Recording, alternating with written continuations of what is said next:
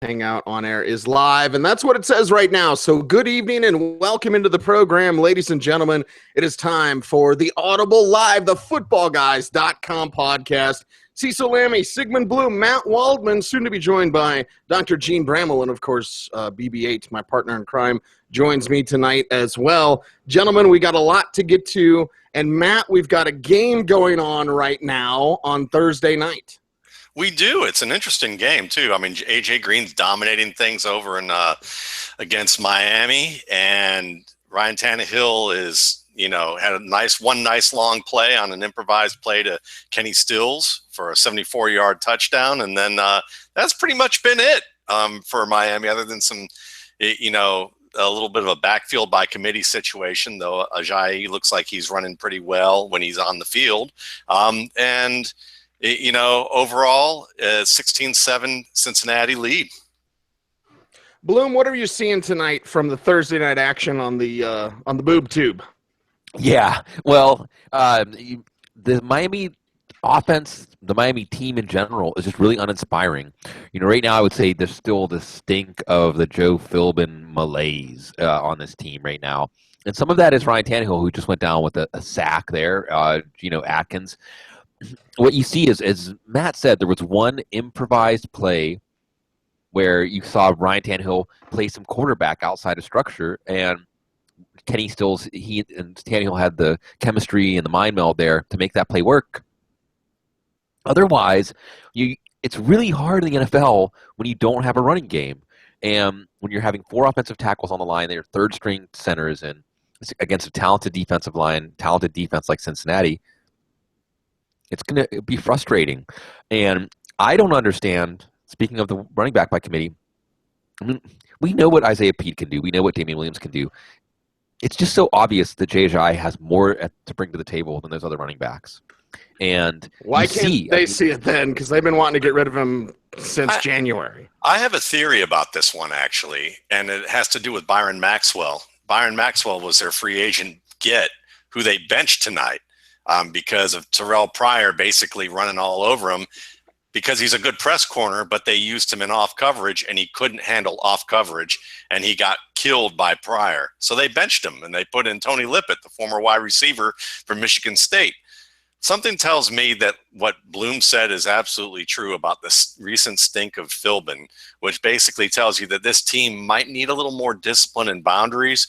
And Gase is probably saying, look, if you're not doing what you're supposed to do, if you're making dumb mistakes, I'm going to bench you. I don't care who you are. I don't care if you're the guy we drafted at a bargain who we all expected to be the starter as running back, or the free agent that we brought in from the big name team who's supposed to be our cover corner and can't get the job done. I'm going to get you guys done. But Ajayi's looked pretty good tonight when they put him in. So there might be hope that maybe he's a young guy who got carried over in the past administration, and maybe he'll turn it around. But as Bloom said, that offensive line is going to be a big part of that and doesn't look very good. Do you share the same hope about Ajayi, Bloom? Well, I do. And, we talk about this offensive line, and it's been pretty brutal. We've been watching them for 4 games now. But two of the so Ajayi is very decisive to the hole. Very good burst through the hole, and there were 2 plays that looked well blocked because he hit the hole hard and at speed, which is something that Foster can't do, that Williams can't do, that Pete can't do. The pace that Ajayi is running at and the energy is unmatched by these other 3 running backs. But I think we're going to see this be another frustrating situation where, I just don't, in general, okay, I do not understand how you could expect your running game to get on track rotating a different running back every series.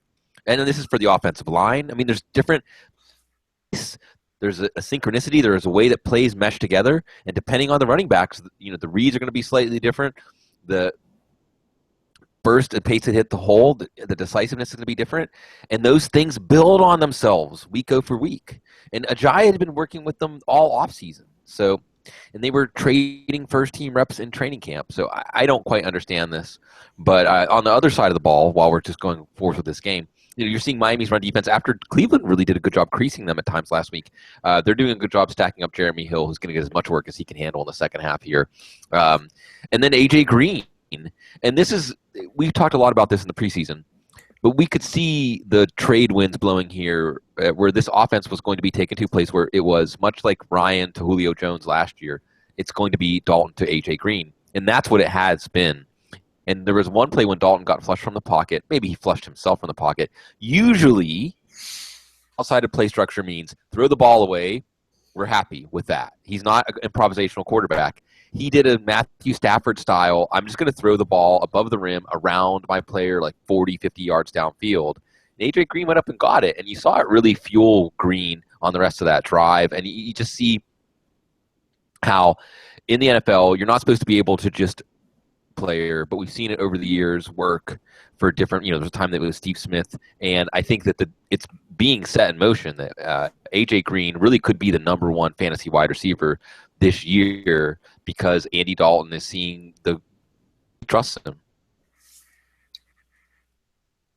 Well, and you saw last week the frustration that A.J. Green had, like expressing it on the sidelines. Usually we don't see that from A.J. Green, so give him the damn ball. The Audible Live again. Dr. Gene Brammell will join us shortly. But fellas, we got to jump into Josh Gordon. Matt, you're up first on this. We're going to go through this with a fine-tooth comb. The word coming in, Josh Gordon checking into rehab center. I want to be very, very clear, and I know.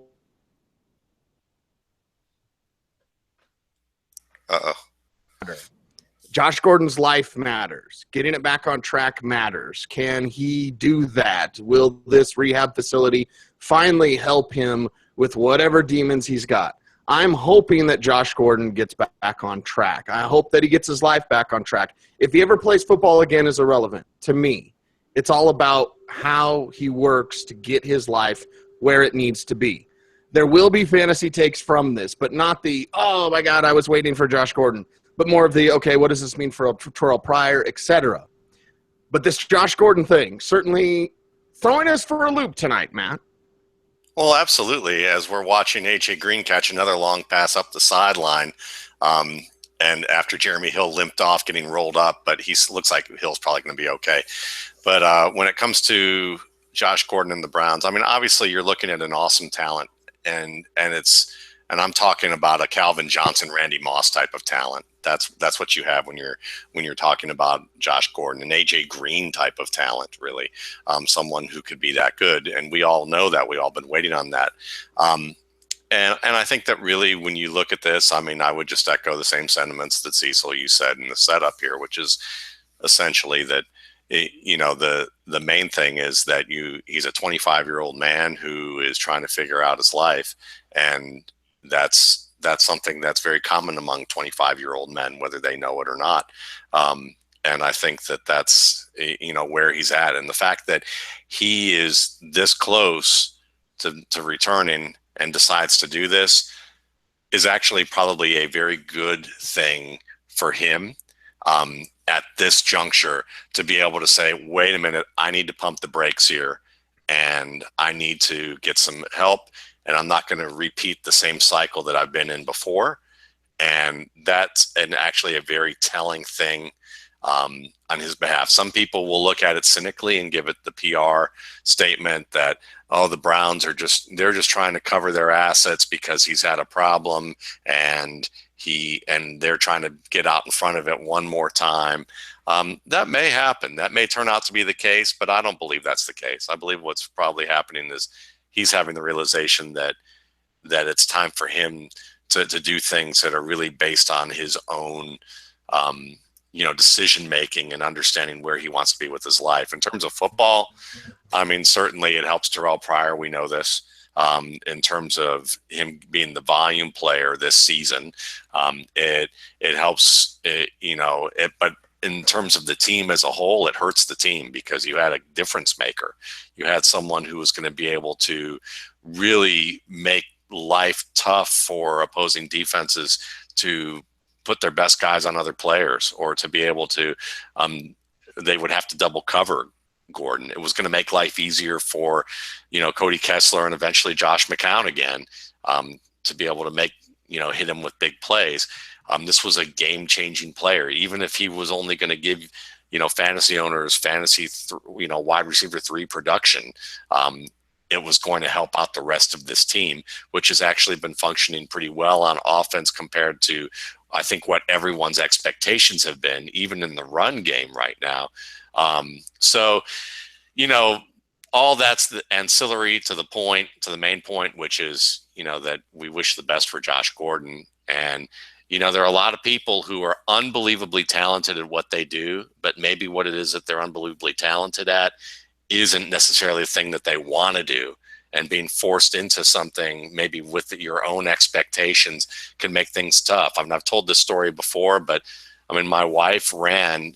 I've been joking about this with Gene lately, because I thought my wife ran an 11.2 meters, which was about the time that Marion Jones ran in high school.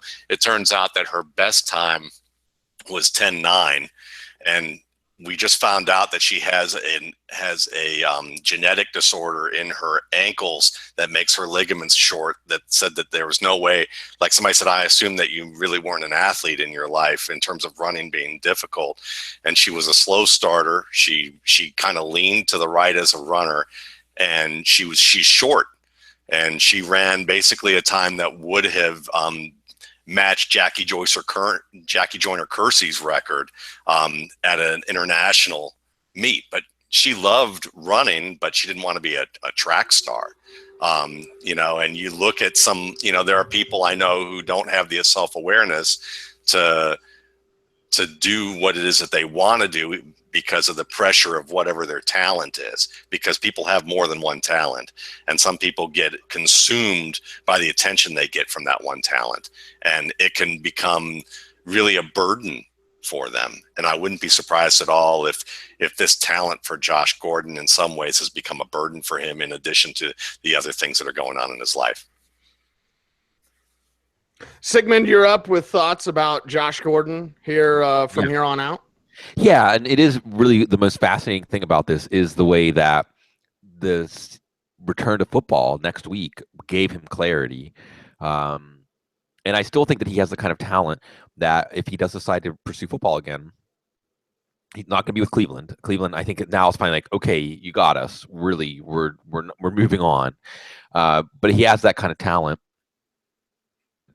You hope, and we all talk through back channels, so I'm sure we've all probably heard some of the same things about Gordon, that these are some things that are more personality and experience. It's so sad, because you hear a lot of people talk about him as we've been watching his story, his very public story, and making a lot of assumptions about him. And I just wanted to caution people to not do that right now either.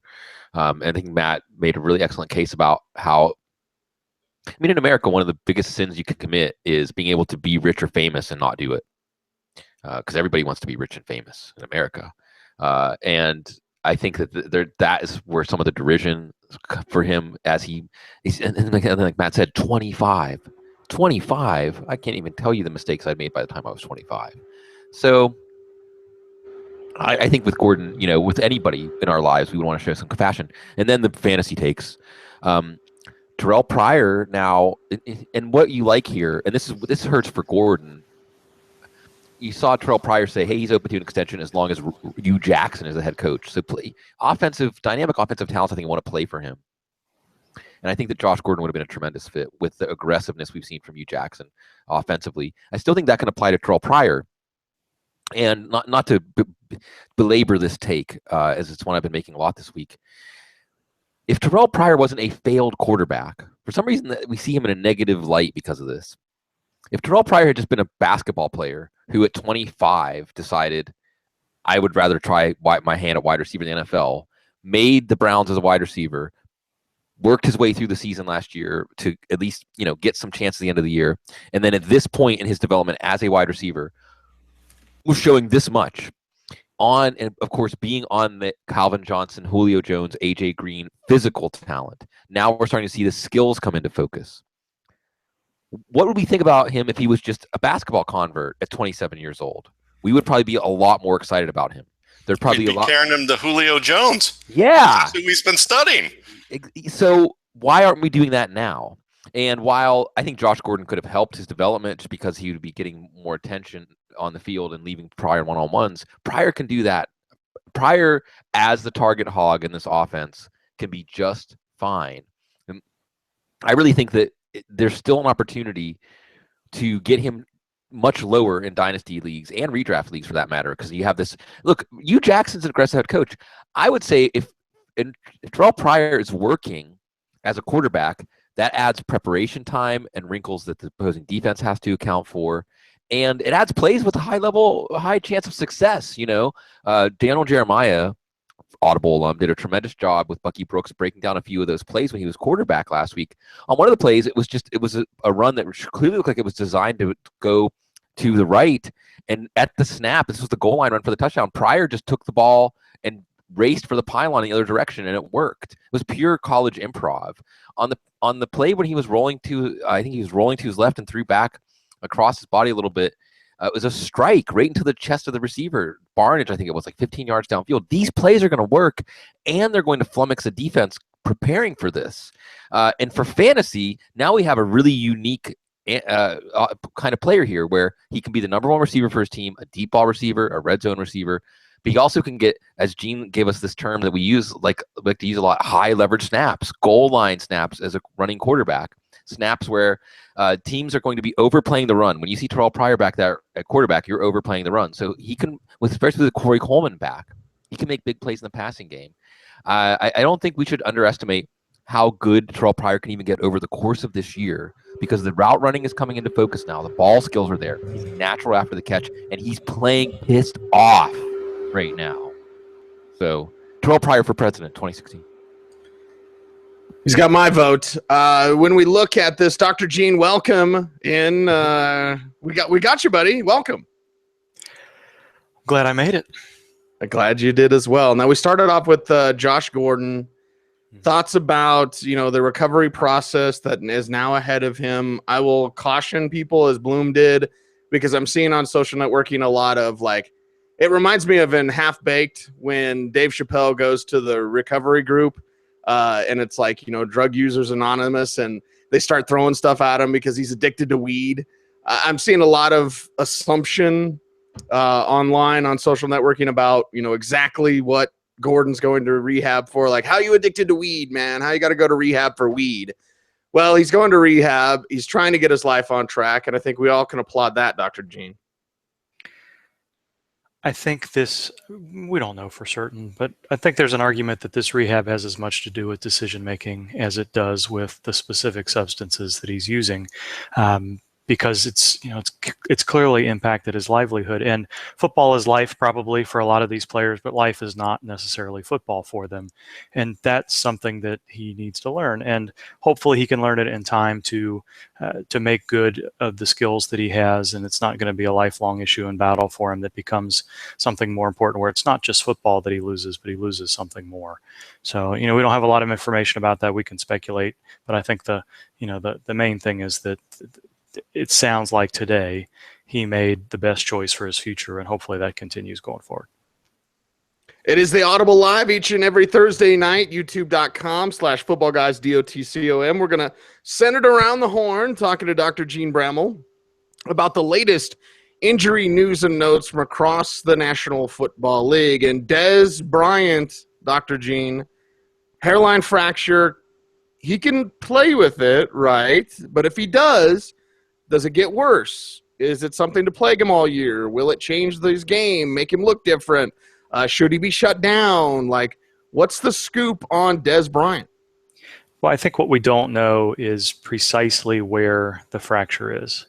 And we're talking about the top of the shin bone, which is an area that bears the vast majority of weight of the body of that leg on the lower leg. There's two bones in that lower leg, and the shin bone is the bigger one. And it, probably 80 to 90% of the weight in that leg gets bared on that bone. So I think that, I'm not an orthopedic surgeon, but there's been some indication that there are areas in that top of the bone that aren't necessarily as critical to weight bearing as others, but it's not something we've seen before. When Jason Garrett says he's had multiple players on his teams over the years play through an injury like this, I don't know if I buy that. But they're allowing him to wait there in the locker room without crutches. He apparently went to see Dr. James Andrews today and got a quote-unquote day-to-day report, which, again, I don't know how much I believe, but anytime we've heard tibial plateau fracture, and Cecil, you know this too, because Danny Trevathan is probably the most recent comp for this, it's really been a 6 to 8 week situation, and then even that is kind of pushing it. And those are for non-surgical situations like what Bryant has. So either there's a little bit of lack of clarity in what the specific injury as it's been reported, or we're not getting the full story. And generally when that happens, we're not getting the full story. And the hope is that Des Bryant is able to play through this sooner than later, but I don't know that I feel that that's likely. And I got a lot of questions this week about why was he able to play through it for 3 and change quarters last week? What's different about now? Well, they didn't think he had a fracture in this particular part of his knee before. If that fracture moves, if it displaces, they have to put screws in it and fix it, and that's a month's long rehab. If he has a cartilage injury that gets associated with this is the area of the knee where you're talking about microfracture surgery and stuff like that. And again, we're not at that point with him yet, but this isn't as simple as just putting him out there with some of the other things we've seen where players come back from broken bones in 3 or 4 weeks or so. The risk equation changed when they decided, the MRI shows more of a broken bone than an MCL sprain. And even if it is a lesser injury than what we may think it is, it's still not something that's probably safe to play with this week. Mute button. Mute button. Getcha. See, that's what when I waited too long to eat and I needed to mute so people didn't hear me chomping. Yeah, welcome to the club. Gene, is it safe to play Russell Wilson this week? And Russell Wilson, okay, he's going to play, he feels great, awesome. But is this going to be a situation where if you roll Russell Wilson out and you watch the first series of the game and you see how he's moving and how he's throwing the ball, you're saying, why did I do this? I knew he was hurt. Just because he can play doesn't mean he's a good fantasy play. Injury water. We won't comment on, what was it, bubble water? Is that what it was? Nano bubbles. Nano bubbles, that's what it was. Nothing is a substitute for a player that heals well and is willing to rehab 24 hours a day, as Wilson has. And he's proven that he's both of those things. He's very diligent in his rehab, and he's a quick healer. I think, yes, it's possible that you watch that first series and say, man, I wish I hadn't done this. But he looked pretty good coming back from that low-grade high ankle sprain last week. There was some suggestion last week that, like we saw with Brandon Marshall and Des Bryant, that he may have been able to play through what was a sore and stiff knee injury in the moment, but did need to bring him back. He, like he was last week, is fully practicing on Wednesday and Thursday. So I don't think there's a lot of concern inside the team. And this is a team that's been managing reps for Jimmy Graham, been managing reps for CJ Prosise, been managing reps for Kevin Lockett, Doug Baldwin, Thomas Rawls before they knew what the injury was. So for him to be fully practicing, not arguably, is the most critical part of their offense. To put him out on that practice field and risk that he takes a funny step or anything at all, I just don't think they'd be doing that. So, is there going to be some limitation? Maybe he's not, we're not going to see him run for 60 yards. We may not see him throw for 400 yards as we've seen off and on in the past. But I think you can trust and play him this week. So let's go from Gumby to Jason Wood's new best friend, Kenny Dixon. So tell us a little bit about Kenny Dixon for Wood. Is he going to get to play this week? I don't think so. I think I generally like to see is that a player who's missed multiple weeks of practice gets back in and does some conditioning and football-related activities in that first week back. And that's why I think we're seeing limited practices from him this week, with the intent that they're going to rehab him a little bit more aggressively, see how he responds, and then get him into the game plan for next week. So I don't think that we're going to see him on the active roster. I suppose it's possible. If he is, he's not going to have a very high workload, and he may be there for emergency purposes only. But I think probably week 5 is what we're looking at for Dixon. I like this because Matt Waldman looks the ball into his hands. Does a good job of doing that. Let's talk New England quarterbacks, Dr. Gene, because – okay, is it Jacoby Brissett or is it Jimmy Garoppolo? And an earlier report, we don't get a lot out of New England, but we did have a report earlier this week that said there was limited range of motion for Jimmy Garoppolo and also soreness. Do we believe that? Will it be Garoppolo against Buffalo? Will it be Brissett? I think Garoppolo is probably closer than Brissett, but both of these guys have issues. There was some concern that Garoppolo is going to be out for weeks and weeks and weeks with this. And no, he may not have the clavicle injury that Josh McCown has, but you're talking about a painful throwing shoulder sprain. And there's going to continue to be some limited range of motion. It's not something where it's easy to harness up, like you would another position player. Good luck harnessing up a shoulder in with a quarterback. So I think he's closer because Brissett's injury is a little bit newer. There's grip strength issues with the thumb. I think they'll be able to find ways to manage Garoppolo's pain with game planning and otherwise to where, maybe they continue to use LeGarrette Blount a whole lot. Maybe they try to work their offense so that he's getting quick passes out and he doesn't have to drive the ball downfield and risk inaccurate passes a little bit further. But yeah, I think he's going to be limited a little bit. We've seen players play through these injuries before, and there's going to be some inaccuracy. There's probably going to be some fatigue and things that we see. But I think, given what we've heard over the last 7 days, I think it's much more likely to be Garoppolo than Brissett. Gene, we've had Willie Snead with 2 limited practices with the toe. Give us a range here. We assume he's not going to have a missed practice tomorrow. Obviously, that would be bad, and he probably isn't going to play against San Diego. If he's a limited practice tomorrow, if he's a full practice tomorrow, not just his chances of playing because he's trending in the right direction, but whether you would want to play him with this toe injury and with the limited how well he plays through these kinds of injuries. Yeah, we haven't seen him yet to know how well he's moving. Sometimes you get these guys out on the field and you wonder why they missed practice at all because they look just fine. Other times they've been limited, and positive signs in the locker room, and they get out there and they can barely move. We are not going to get any information out of New Orleans. I think it'd be a really good sign if we see him in the locker room and talking to the media. Because Sean Payton and New Orleans never give us any information. I don't think they outright mislead us, but they're not in any hurry to give us anything meaningful there. I'd be a little bit reluctant to play him, except this is Drew Brees, and there's lots of upside with Willie Snead. Now it's a road game; it's on grass. All those splits play a role here, and San Diego's corners are pretty nice. Even though we saw T.Y. Hilton do pretty well against Jason Verrett at times, so I think it's one of those things where you go into if you're going to play him, and I think you can probably trust that he's going to play at this point.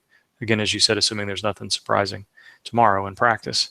But knowing that he has a wider range of expectation, that it's possible that we could only see 3 to 4 targets instead of his usual targets. But I think the upside, unless you've got a clearly better option, I'm expecting him to play at this point and hopefully play effectively enough to have some value. Gene, let's talk a little bit about, let's spin the die here. How about Delaney Walker? Delaney Walker, game time decision. What do we need to see from him? He needs to have another limited practice tomorrow. He told us last Wednesday that there wasn't a chance he was going to miss the game. He increased his practice participation on Thursday, and then everything went to, on Friday when he didn't practice, and then he wasn't able to do much during pregame warmups, and he was done. So tomorrow is going to tell the tale right now. They're still not really sure. I'm not super optimistic with the practice participation, but it's very possible he comes and practices on Friday, talks to the media, sounds very optimistic, and maybe he's probably going to be listed questionable regardless. Maybe we're waiting for pregame warmups on him still, but I think he's closer to playing this week than last week, unless we get that dreaded Friday DNP again. Well, let's stick with the tight end position and talk about Jimmy Graham. Did he suffer a setback because he did not practice on Thursday? Or is it with that sort of injury that he's coming back from, very serious knee injury?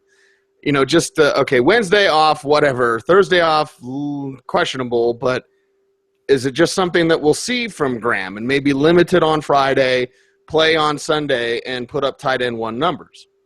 Sounds like a back thing today. They added back to the knee on the injury report. And, usually we'll get some sort of press conference stuff from Pete Carroll. He'll at least tell us some things. And I didn't see yet where Seattle had a press conference at all. Maybe they don't do them on Thursdays or it just wasn't widely reported today.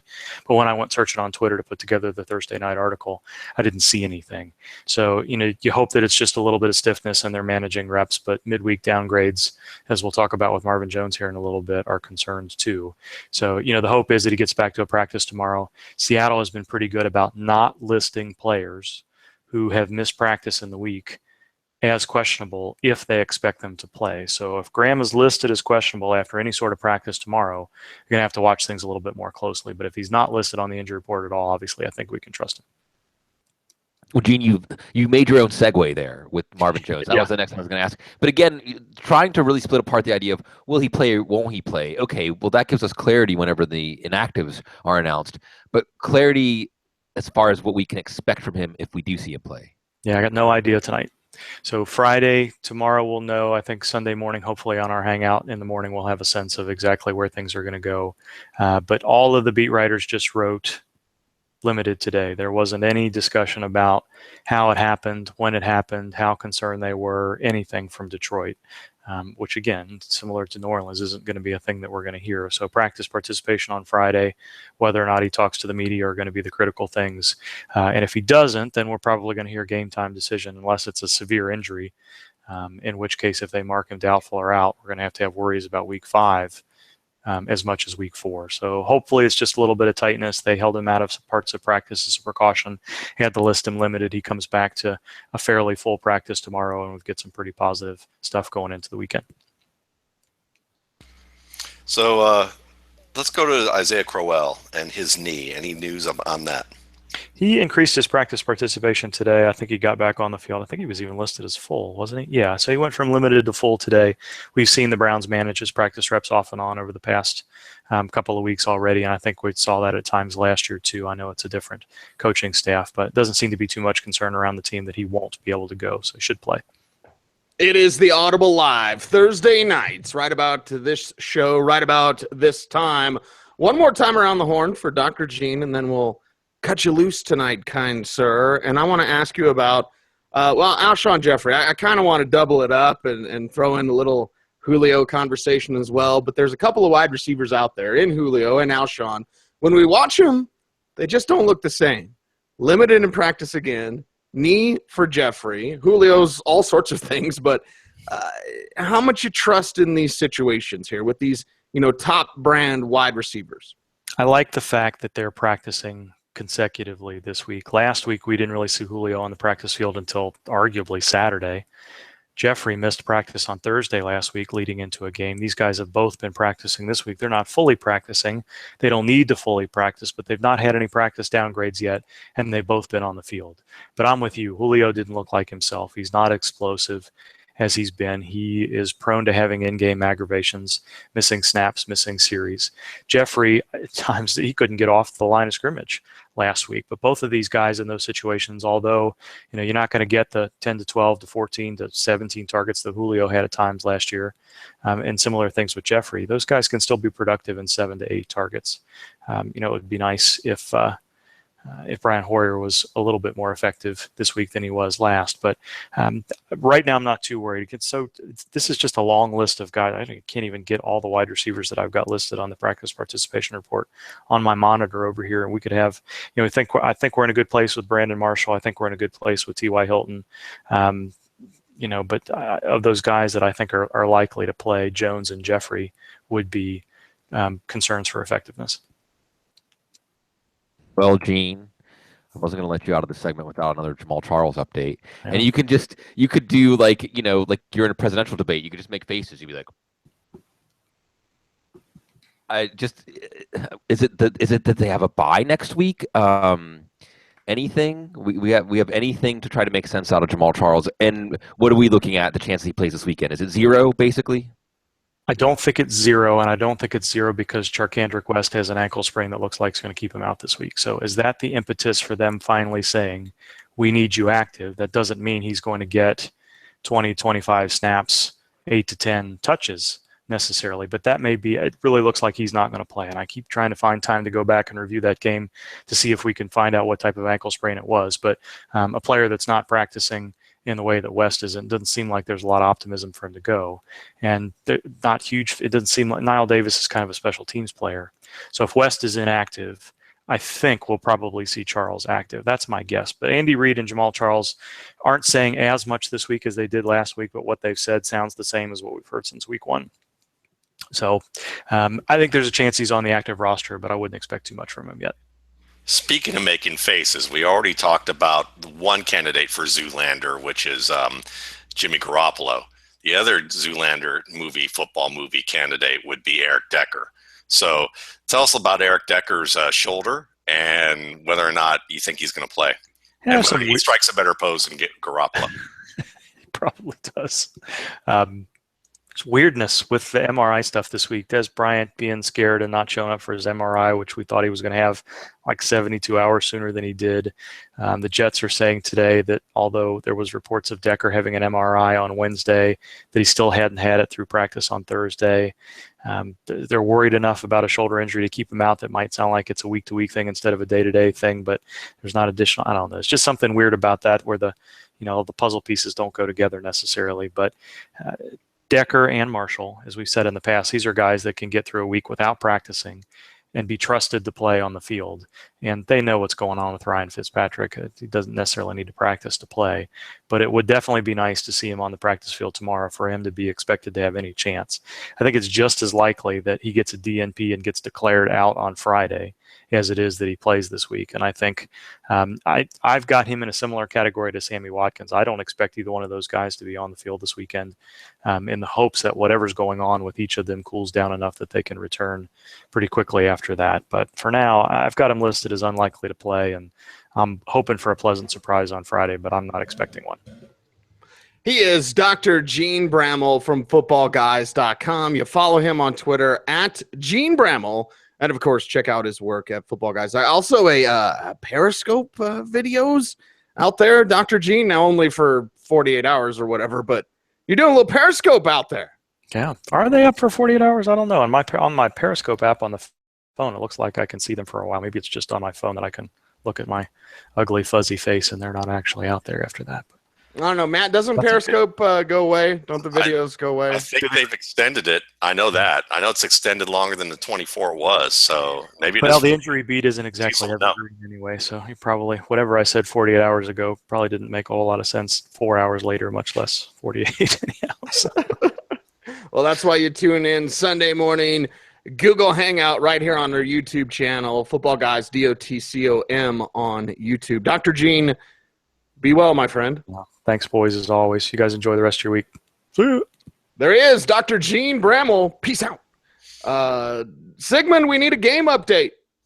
Yeah, well, congratulations if you played Mike Nugent with his 5th field goal. And you're seeing Miami's defense playing with some pride, hard-hitting defense, a punishing defense. They haven't let Jeremy Hill get going. This is a game script if you started Jeremy Hill, but he got thwarted on 2 goal line carries, got a little banged up in this game 2 different times. So we're not seeing a lot of a prolific running game here. And with the exception of A.J. Green, Andy Dalton has taken some sacks. Otherwise, again, we have 5 field goals. The drives are stalling out even though they're moving the ball. So Ryan Tannehill looks bad. And this is a game, and we have to give some credit to Cincinnati's defense, of course. But this is a game where you really see the limitations of Miami's offense. I mean, you really see how difficult it is for them to give a good defense, any wrinkles or looks or anything that keeps them off balance. And this offensive line is really putting up very little resistance to the Cincinnati defensive line. I think it's going to be an ugly 4th quarter for Tannehill. And I think, again, for Dolphins fans to get to see this team basically look like not much has changed, it has to be frustrating. You bring in Devontae Parker, but they're running wide receiver screens with him. I just think that we're just churning. We're just running in place right now, waiting for this Miami offense to start to develop an identity. And it does make you start to ask questions about Ryan Tannehill as somebody who could be a leader and sort of take charge and insert himself in the process where it doesn't matter who the coach is. There's a certain level to when you're the – I mean, so we think of quarterbacking on the field. You're the quarterback. Whatever reason, we're just looking at inferences now. He hasn't inspired this offense. He hasn't inspired the players around him. Look, Carson Wentz did it in like a game. Still haven't seen it yet from Tannehill. Yep. And if you don't do it with Adam Gase, guess what? You're probably not going to do it. Now, it's not you. It's me. No, it's not me. It's you, Ryan Tannehill. Yeah, it's you, Ryan Tannehill. And as excited as I was about this Dolphins offense before the season because of Adam Gase, because I still believe, we haven't seen the best from Ryan Tannehill. You get excited about Landry. You get excited about Parker. Man, if Tannehill can't do it now, then all right, see ya. And on to the next one, which, Matt, leads me into my next question. And it's not necessarily a fantasy question. I know this is a fantasy show, but we often talk about football and life in general. But when we look at these quarterbacks and look over these undefeated teams, right? You mentioned Carson Wentz, and he's a top pick. He's not going to get paid anything for 5 years, but top pick, top guy. We all love Carson Wentz. But we look at the Vikings with Sam Bradford, and we'll talk whether or not you're going to stream Sam Bradford. Bloom, we had a Twitter question about that after our preview shows this morning. But, a Sam Bradford, you look at a Trevor Siemian. Look around the league, and you'll see these teams winning. I mean, look at what New England's doing. But you see these teams winning with team football. Is it de-emphasizing quarterbacks? Again, kind of broad spectrum, Matt, but this is perfect for you and right up your alley. I'm not saying are we overvaluing quarterbacks, because you can't overvalue a guy like Cam Newton or Andrew Luck, those type of quarterbacks. But when you're paying Brock Osweiler $18 million and he looks like Brock Osweiler, isn't it better just to find another option? I mean, there are other ways. It is a copycat league, and I'm not saying teams can copy what Denver did last year, but look at what they did last year with the worst offense in Super Bowl champion history. You could even say the 2000 Ravens were much better offensively with Trent Dilfer leading the way for half the year because Tony Banks was the starter before that. So the quarterback position, again, just general talk, Matt, because I really wanted to pick your guys' brain about this tonight. Yeah, it's a fascinating topic because there's a lot of ways that we can approach this. One of them would be when you ask the question about, can we possibly play more team ball than quarterback-centric ball? And you talk to some people who are very much involved in the college game, but have also kind of have 1 foot in college, 1 foot in the pros. I'll tell you, the NFL makes things far more complicated for quarterbacks than they should. And that while they are taking some things from the college game, it's kind of more like taking like a thimble of water from the well, as opposed to, getting a full bucket's worth. And I think that's one of the criticisms that I'm hearing from people who seem to know about the position more than most, is that, if you didn't try and run these egocentric, unbelievably complex offenses that are unbelievably great if you have Joe Montana running them, or you have a great quarterback doing it who has lots of experience, then that's great. But if you're trying to use that same offense and plugging in a guy like Brock Osweiler into it, then you're not going to get the same returns. And you might actually get better returns with an offense that isn't that dense, doesn't require all of that complexity, and that different high-end decision making from a quarterback, and allow him to be more of an athlete and a thrower rather than necessarily a complex field general who is a coach on the field. And colleges have kind of figured that out, and it's worked out pretty well for them. And you also have talented quarterbacks who do that well.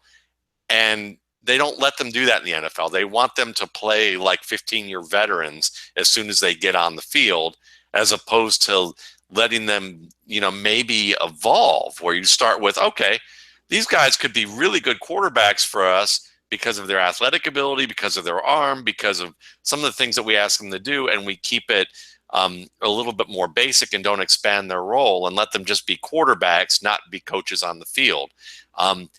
I think back in the day, even though we talk about quarterbacks calling their own plays, like Terry Bradshaw as an example of a guy calling his own plays, Jim Kelly, the complexity of the offenses were different back then. What they were asked to do, what the defenses did, were different.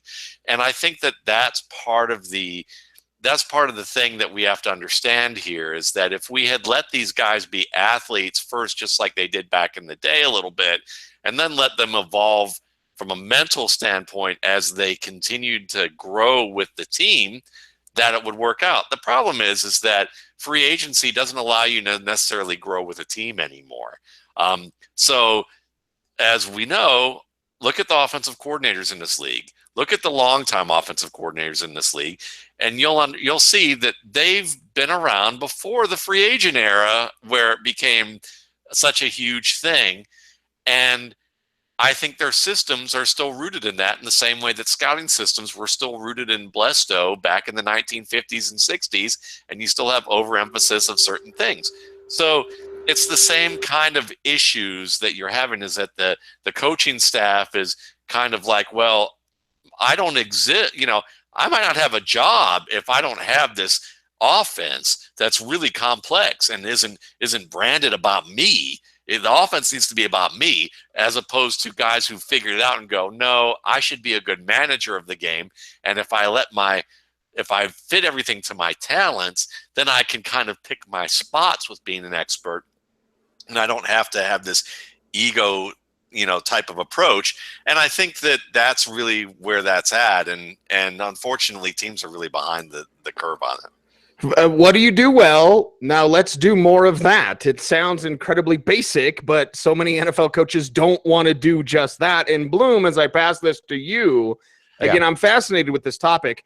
Quarterbacks aren't being developed in college. They're the old, of course they've got a developmental league. It's called the NCAA. They don't get that anymore. Quarterbacks aren't like that anymore. And it's causing some complications with certain players when you see how, Wentz can come in and make this happen, and Sam Bradford and this whole team making it happen, what the Broncos are doing, making it happen. It just bears and begs the question. It does. I think Matt hit on the point that I know maybe before, and that we've hit on this show a lot, which is the idea of coordinators who are brought in and think that they're supposed to install their system and make those players fit in a system, or even the idea of obtaining personnel specifically to fit in a system, as opposed to just getting the best football players. And as you said, what do you do well? Let's do that. And I think we're seeing some of the better coordinators. Again, I'm going to point at Todd Haley as the standard bearer here, because he's achieved great success at different stops along his way with different types of quarterbacks, Kurt Warner, Ben Roethlisberger, with a running game with Thomas Jones and Jamal Charles. Basically, even with the Steelers, he's tried to assemble a real high-octane offense around him. That's not working. Now we'll see about dink and dunk. But regardless, the answer here is more humility from coordinators. What Hugh Jackson is doing, again, Terrell Pryor saying, I would want to stay if Hugh Jackson's the head coach. Utilizing players to their strengths, giving players a chance. I think what we see Seattle doing sometimes, not so much Darrell Bevell's system, but again, really giving players the trust that if they perform, they'll be rewarded, they'll be used, their roles will grow. So I think it's coaches taking themselves out of that process. And what Matt hit on was so important, that I wonder if coaches feel desperate to try to make themselves essential by branding a system, by trying to micromanage their players, and create a scheme that is so dense. We can go back to the idea that it's a knock on an offense, that it's not difficult for the quarterback to learn it. Why is that a knock? Why is that? Why should we be striving for impenetrable jargon? Why should we be striving for something that makes you think? Seahawks have a great defense, and everyone says it's one of the simplest defenses in the league, and everyone knows what they're going to do. It's just that you have to be able to beat them, and you can't. And sometimes it's just a matter of, again, football's a physical game. It's an athletic game. Let's not lose sight of that. Yeah. Very well put. And speaking of that, and speaking of undefeated teams, Sam Bradford, because we did get a Twitter question about it, Bloom, because we didn't mention Bradford was streaming quarterbacks. Yeah. What are your thoughts and beliefs about Bradford streaming this week? It's the Giants' defense. We'll see about the health of their secondary. They're definitely not a pushover defense, and the nature of the Vikings team now with this elite defense means they don't have to ask Bradford to take a lot of chances. I don't think Bradford's the kind of quarterback that's inclined to take a lot of chances anyway. So I just think that weekly you're going to see still a somewhat lower ceiling. And in some ways, how good this defense is bad news for his weekly ceiling, because you're going to deploy him in a way that's saying job one is 0 turnovers. What you add onto that is gravy, because we know that what they get last week, a punt return basically, and they were eventually able to take control of the game because of their defense.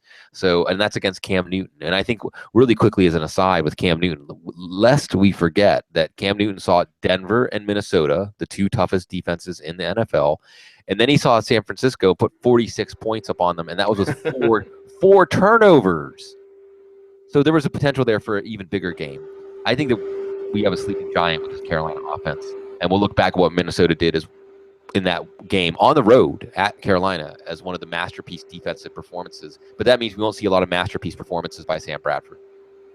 Sorry, Atlanta, because this week you've got Carolina.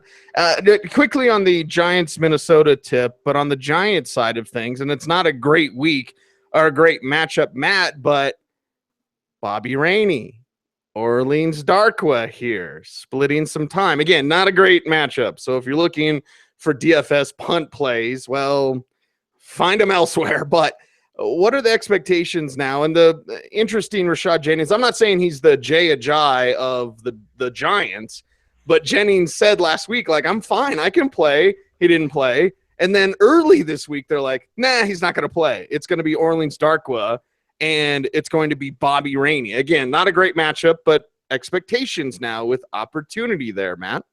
Yeah, it's a fascinating look there, and I'm wondering what's going on in that locker room. But Orleans Darkwa is kind of the master of kind of the jack of all trades, master of none type of player. He's a well balanced runner who can get a push at the line of scrimmage.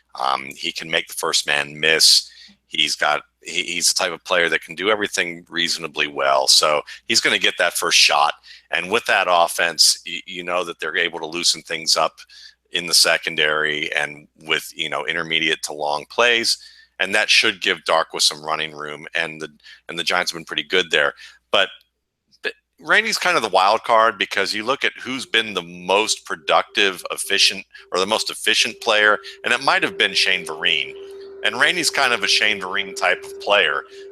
He actually, you could probably say he's every bit as good as Vereen, if not a little better, if his ball security were actually decent.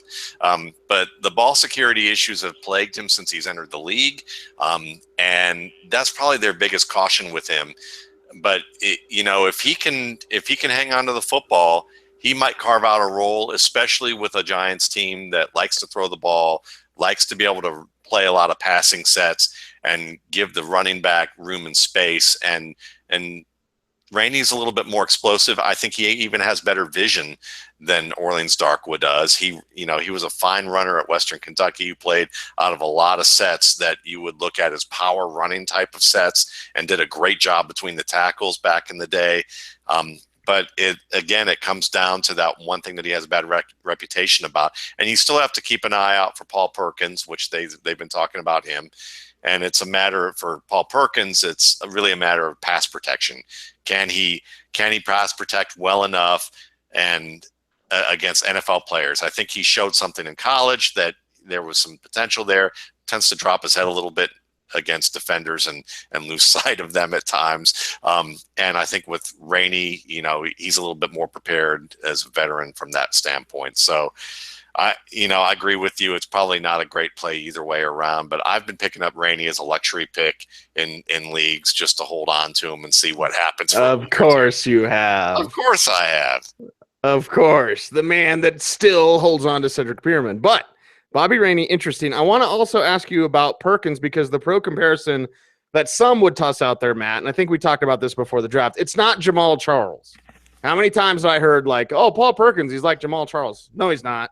He's not an inside-out runner like Charles. He does try to take it to the corner store too much. I do like Perkins. I think he's a good all-around back. He's a little bit small, maybe like a poor man's C.J. Spiller. I mean, is there anything other than Jamal Charles we can compare him to? That's a positive comparison. Again, I believe both of us admire Perkins, but he's not JC, baby. Yeah, I mean, Paul Perkins, one of the things one of the other things he's going to have to overcome is he has a tendency to stop-start a lot, and you don't stop-start very well in the NFL unless your name is Barry Sanders or maybe Jamal Charles. So he's not that. But I would say he's a mix in terms of style, not talent, but he's a mix of, I would say, LaShawn McCoy and Devonta Freeman, and closer to Devonta Freeman in terms of style. I think Freeman is probably a more how would I put it? A more polished, refined runner between the tackles, even when they were when both were in college. But I think that's the guy that you could say Perkins aspires to be. Bloom, as we look to the London game, will we see more motivation from Jacksonville because, well, they got to get something done and motivated, or else jobs will be lost? And specifically, we got the report from Adam Schefter earlier today about Butler not traveling with the team. The Colts secondary is already banged up and beat up and really not that good defensively. So, Allen Robinson, are you a little more excited this week? Are you a little bit more excited about Allen Hurns? We know they're also, I believe, Julius Thomas is being called a game-time decision, Bloom. Is that correct? Yes. So is there more hope here for Jacksonville's passing game with another Indy corner hurt? I think that whether Jacksonville's passing game has a good day isn't going to depend on Indy's personnel. And our mutual friend Eric Stone are doing great things at Big Board and breaking down Blake Bortles' play and really showing how he's regressing based on last week. Tentative, frustrated, throwing the ball without pace, and otherwise making the job of the defense easy. If it wasn't for Allen Robinson, I think you would have seen this was a Baltimore defense that I'm not that impressed with yet. So this is the good thing about us getting to watch that game. As we're sitting here watching this football game, the NFL reminding us that I saw someone say this on Twitter. I didn't catch who it was. Oh, there's a pick, by the way. That we will watch anything. We will watch any football and talk about it. But I think that. Go ahead. And then tweet about it. Jacksonville, we want to watch Blake Bortles very closely in this game, and I don't care what he does after if Indy gets a big lead because Andrew Luck is able to move the ball on Jacksonville's defense, and then Bortles does some things once the game is really out of hand. But we have to know that because Jacksonville is the same bad Jacksonville team that could give him the defense game scripts to have a similar success to last year. But we're not seeing. He had the wind in his hair last year. Sure, he was making some mistakes, but he was playing bolder football. You're not seeing that. So you got to play Allen Robinson. I'm not necessarily ready to play Allen Hurns, although Julius Thomas being out would help there. Marquise Lee, we know, and this is another team like Miami, they can't run the ball. That could be part of this. They can't run the ball, and everybody watching this team and breaking down the running game says it's so predictable, it's so vanilla that with the offensive line also banged up, why would you expect it to work? How are they going to make it work? I don't know. It's not good. And I do think that there's urgency now in this organization. How many more years do you give Gus Bradley? I mean, what's the excuse? He's not as charming as Jeff Fisher. How is he going to keep his job? I have no idea. This could be a last stand across the pond. He needs a mustache. That's mustache. You can sell it, man. If you can sell a look of a mustache. Like Jeff Fisher, Tom Selleck, written about that mustaches, keeping head coaches intact. Yeah, another one that my fiance, the Kate, pointed out to me. So there might be something to do that. Cease, grow a mustache. You want to keep your job. Exactly, or creep your neighbors out. As we get close to tying a bow on the show, Matt, I did want to ask you about Dennis Pitta because there was an old rule in fantasy football: start your tight ends against Oakland. We can talk about Kyle Rudolph. We could talk about, Travis Kelce against the Steelers this week. But really, it's Pitta who's, shining that light for a Baltimore team that's feeling their oats. They're at home. They're undefeated. Are we looking at Pitta, who's already, come back from, an injury I never thought he'd come back from, Matt, to be honest. I thought, wow, if Dennis Pitta ever plays football again, it'll be amazing. Well, he is. He's playing it at a high level. He's got Oakland this week. Sounds pretty good to me. Yeah, it sounds great to me because the silver and black is a silver and black welcome mat when it comes to tight ends and running backs out of the backfield. And it's one of those deals where this is an amazing story because, they weren't expecting Pitta to be this good. They brought in Benjamin Watson off of a Pro Bowl season. They drafted Max Williams the year before. Right. Crockett Gilmore. So they had all these players, but here's the thing too. It's not like they cut Dennis Pitta. It's not like they brought him back for a pittance. They've been hanging on to him. So they've been holding out hope too. And there's a reason why, is because they know how freaking good he is when he was healthy and how much of a rapport he had with Joe Flacco. Pitta, I think, if I recall correctly, I know he was a top 3 tight end for me in that same draft class with Hernandez and Gronkowski. And I think I might have even had him ranked ahead of Gronkowski only because Gronkowski's back issues were a concern for me. And I wondered how long of a career he would have. But Pitta has always been a very good blocker.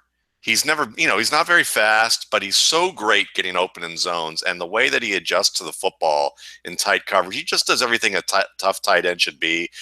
He's kind of a Heath Miller version of, if the Ravens are the Bizarro version of the Steelers, then, however you would look at it, he's kind of that version of a player, but they target him more often.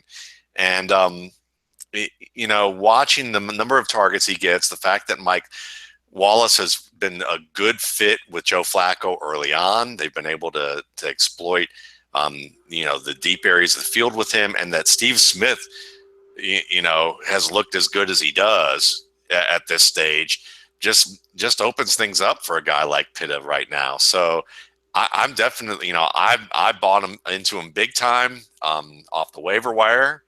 I'm starting him, and I'm feeling very good about that. So it's nice to see a guy of his caliber of play back on the field. Sigmund, let's tie a bow on the show with a discussion about our beloved Steelers, because only 2 teams in the NFL have allowed a 300-yard passer every week this year. One is San Diego, and guess what? They're going to do it again to Drew Brees. The other is Pittsburgh. So does that mean Alex Smith? We're talking streaming quarterbacks. Is Alex Smith going to get 300 yards on the road in Pittsburgh? Maybe, and again, I've continued to harp on this because he's, as we know, when the Steelers lose in a very humiliating fashion, it leaves a mark, And it's something like when the Bengals went nuts on him through the air, Week 17, meaningless game. John Kitna had 500 yards on him right before the Steelers looked unstoppable entering the playoffs. Guess what Belichick did to them in the playoffs? Doesn't have that same feel, Bloom. When you figure out that formula for the Steelers, the smart coaches will be like, aha, let's just do that, because they can't stop that. That's what it feels like. Yeah. See, there was a point during the Pittsburgh-Philly game that they cut to Mike Tomlin, and he just said to nobody in particular, what happened? That's the Steelers. And it was the screen game. The screen game, Darren Sproles in particular, just ate them up. They're an undisciplined defense. They're a defense with a lot of injuries, too. Ryan Shazier is banged up. Robert Golden's banged up. Sean Davis is banged up. And this is a defense that was already pretty thin to begin with. So, when you're sending out William Gay and Ross Cockrell as your 2 starting corners, there's going to be a weakness there. So, and then when you're not tackling well, you're not playing disciplined football, which is something we've seen from the Steelers defense at times during the Mike Tomlin era. It's easy to exploit that. Then you look at Kansas City and you think screen game, you think high percentage. That is Andy Reid. That's going to be his MO. And they run the wide receiver screens a lot. To Jeremy Maclin, they run the tight end screen to Travis Kelce, and of course we know what Spencer Ware could do as a receiver out of the backfield after the catch. So I don't think Alex Smith, I see him as a high floor, maybe low ceiling. How high his ceiling is going to be based on how much Roethlisberger can do. And I do think we might have seen Roethlisberger a bit unmasked last week. Now, it's a great Philly defense, but Roethlisberger did less than Robert Griffin. He did less than Jay Cutler. And what he did do this year was mostly against Washington. So I'm not sure that Roethlisberger is going to do enough to force Alex Smith out of his shell. So maybe this is a kind of a 275-yard, 1-touchdown game, but on something like 22 for 29 passing for Kansas City. So I do like Alex Smith, and I do think we're going to continue to watch the screen game thing in particular, because I think Carson Wentz had something like only half of his yards were air yards last week. This could be a trend going forward because it's just too easy. The Steelers don't have a great pass rush. They don't have ball hawks in the secondary. They don't really have the kind of players that are tone setters. Like you talked about, 10, 11, 12 years ago. They don't have those players. And I do think that this is a defense that can continue to be exposed with pretty simple, sound execution. I would like an apology. I would like an apology letter written to Dick LeBeau. Please get him back. Matt, go for it. Sorry to interrupt. I just have to do my just every week troll when I get a chance when it comes to the Steelers. No, please do. See, look at that Browns fan, man. He's all leaned back. He's all relaxed. The Steelers, it's like Matt in his refractory period after sex. He's like, I'm so smooth. I need a cigarette right now with the Steelers defense being the butt of jokes or being the lovable meathead that might not be very smart. I'm reveling in this because, of course, I don't have a team right now that actually. It's fantastic. It is the Audible Live. Any final thoughts, Bloom, here watching the game? What's going on? Final thoughts? I just watched Geno Atkins truck his blocker right into Ryan Tannehill, dump Ryan Tannehill on the ground by pushing the blocker on top of him, and then just get up and tag him down. That's how bad. I mean, Ryan Tannehill's looking feeble out there. This offense is looking feeble. And, I really liked Jeremy Hill tonight. I think everything came up except for them finishing drives and getting a little banged up. But I think you just can see that Miami's going to be a team we're going to pick on all year. And while their defense played a pretty valiant game against the run, you can see that this team is not going to be good this year. And, Adam Gase has got his job cut out for him. Throw the damn towel. Matt, final thoughts. 2 great tweets from the game tonight. One is Tang was made for space travel, not football unis. And then the one that was my favorite was from Bobby Big Wheel, which was that Ryan Tannehill is like that house in Connecticut that you what do they call those things? I forgot it already. That's too bad. The money pit. The money pit. Yeah, like a money pit in Upper Connecticut. Yep. And there you have it. It is the Audible Live every Thursday night. I am Cecil Lammy. That is Sigmund Bloom. He's spectacular and wonderful. And there's Matt Waldman. He's just dreamy. And we love talking about football. We appreciate each and every one of you for listening and for watching the show here on YouTube. Over 3,000 subscribers on YouTube now. So thank you all very much. Million+ downloads a month on the Audible. Thank you, guys. Couldn't do it without you. For the great Sigmund Bloom and the fantastic Matt Waldman, Dr. Gene's kicking it somewhere as well. He's amazing. I'm Cecil Lammy saying thanks for watching. Stay tuned. Stay frosty. And he